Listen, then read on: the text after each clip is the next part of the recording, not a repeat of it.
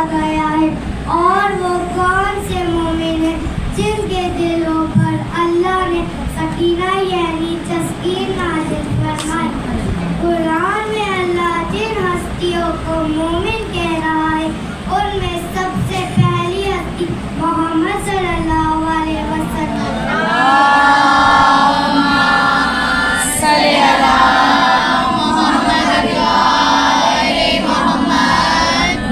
اور ان کے دل کی تسکین کا نام بی بی فاطمہ زہرا ہے۔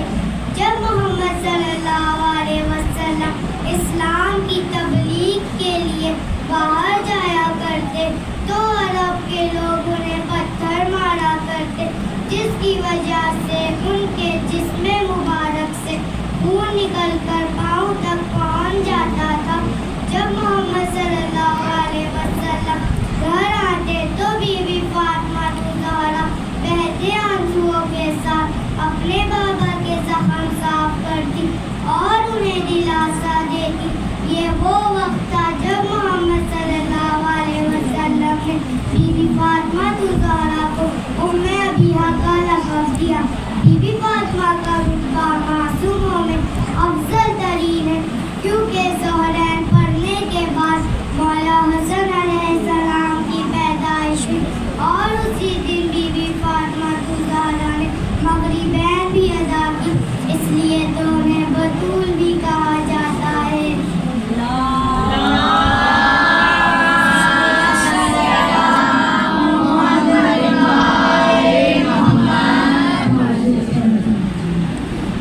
اور بھی معصومہ ہیں جنہیں منافق مسلمان ہی نہیں مانتے، اور وہ معصومہ ہیں فاطمہ بنت اسد۔ جب مولا علی علیہ السلام کی ولادت خانہ کعبہ میں ہوئی اور محمد صلی اللہ علیہ وسلم جب خانہ کعبہ میں داخل ہوئے، ماں سے بچہ لیا، ماں نے کہا یا رسول اللہ بچہ تو بہت خوبصورت ہے۔ ارے بیویوں، نہ تو اس وقت خانہ کعبہ میں کوئی دائی موجود تھی، اور نہ ہی خانہ کعبہ میں کوئی نجاست تھی، اور نہ ہی بچے کے جسم پہ کوئی نجاست کے نشان تھے۔ ایک معصوم کی آمد تھی نا، تو کیسے ہو سکتا ہے غیر معصوم کے ذریعے ہو؟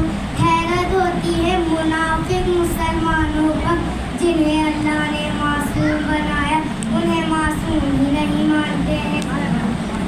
نہ جانے کیوں زبردستی محمد صلی اللہ علیہ وسلم کو خود پرست عورت حلیمہ کا جھوٹا دودھ پلانے کے پیچھے پڑے ہیں۔ دنیا میں ایک اور بھی ہستی ہے جن کے دل پر اللہ نے زینب نام کی سکینہ یعنی تسکین عطا کی۔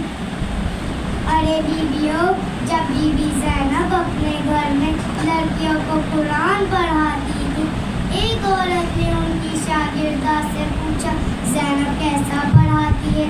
لڑکی نے جواب دیا زینب عمر میں تو چھوٹی ہے، مگر جب قرآن اور قرآن کی تفسیر پڑھاتی ہے تو ان کا لہجہ اور پڑھانے کا انداز ایسا ہے جیسے علی پڑھا رہے ہیں۔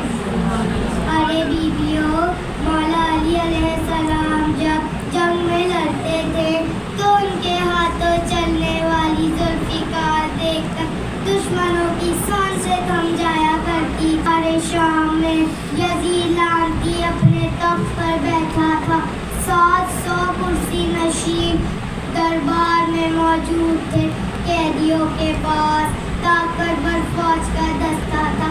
جب بیمار کربلا مولا سجاد نے خطبہ دینا چاہا تو یزیدی فوج نے یزید لعنتی کے کہنے پر خطبہ نہ دینے دیا، تو بی بی زینب نے وقت کے امام کی اور اسلام کی نصرت کے لیے ایسا خطبہ دیا کہ یزید لعنتی اور اس کے 700 کرسی نشین اور اس کے طاقتور فوجیوں کی سانسیں تھم گئی۔ یہ تھی بی بی زینب کے خطبے کی ذوالفقار۔ ملتا نہیں تھا کوئی سہارا یزید کو، زینب نے اس طرح اسارا یزید کو۔ ملتا نہیں تھا کوئی سہارا یزید کو، زینب نے اس طرح اسارا یزید کو۔ کو خاتون سنگ نہیں سکتی تھی، اس لیے خطبوں کی ذوالفقار سے مارا یزید۔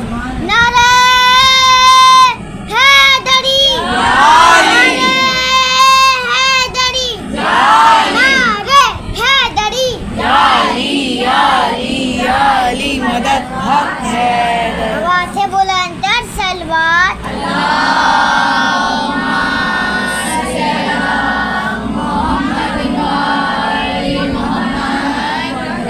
زینب کا یہ کردار صرف کربلا یا کوفہ یا شام کے دربار تک محدود نہیں، بیوی کا یہ عمل ہمارے لیے مشعل راہ ہے۔